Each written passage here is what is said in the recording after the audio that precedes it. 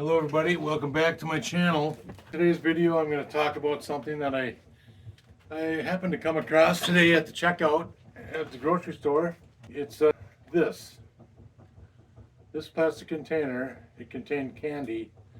I can't really tell you what kind of candy was in it because that would make YouTube mad. I can't do that. But back in the early 2000s, this candy tube, when me and my friends were making meth and we were making cake pans full of the stuff, it wasn't shards. It wasn't like glass. It was a type of meth that we called fluff, and we would fill up these containers. One container, if you could sell one of these containerfuls in one day, that represented about $1,600 to $2,000. But that depended on how much you could fit in here. You could pack it in there and get more in there, but then we would run around town and we would come up to somebody waiting because our phones were ringing off the hook, and they would have their little piece of paper that they were going to fold up or bindle or whatever, a Ziploc baggie, whatever, and we'd just go tap tap like that, and that was 40 bucks. We'd collect 40 bucks all day long, and each one of these you could probably hold about 40 of them taps. If you could sell this full container in one day, you were doing really, really well. And it would cost me, like, I don't know, if I didn't have it, someone else made it, manufactured it, I could have them fill this for me for about 500 bucks. So I'd make $1,500 a day. And when I saw this at the grocery store, all the memories come flooding back, but not only the good memories, what we called good memories, but then more memories came flooding back into my brain.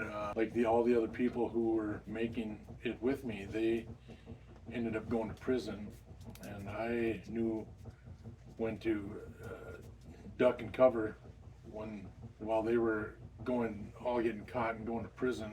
I knew enough to lay low and fly below the radar. But so this represents when they all went to prison too, and when I had to depend on the cartel and get their meth and sell it for them, which wasn't as profitable.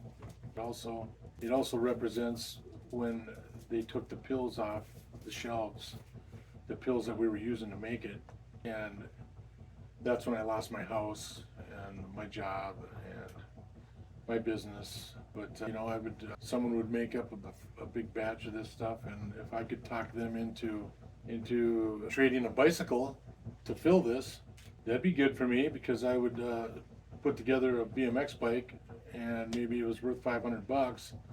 To me, it only cost me $100 to build, because I had all the parts and stuff. So if I could get one of them to fill this container for me for one of them bicycles, then I was doing really good. Instead of getting paid for that bike, which cost me $100, I would sell a full container of this, and I would make, $1,500, $2,000. So that was in the old days.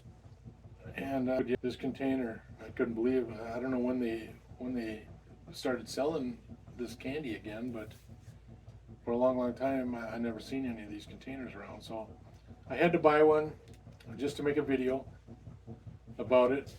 But it represents, the beginning of the end, the beginning of my addiction to meth. Did it trigger me? It didn't really trigger me per se, but because I've been clean for so long, that nothing really triggers me to give me a craving, which will turn into an urge. Nothing like that ever happens anymore, but maybe for some it does. But this container is a big part of my history and a part of my story, and it just blows my mind that it all started with this container. And anyways, I thought I would do a video on it, and I hope you liked it. Leave a like, subscribe, and maybe I'll tell more stories about the old days. We'll talk to you later. Bye.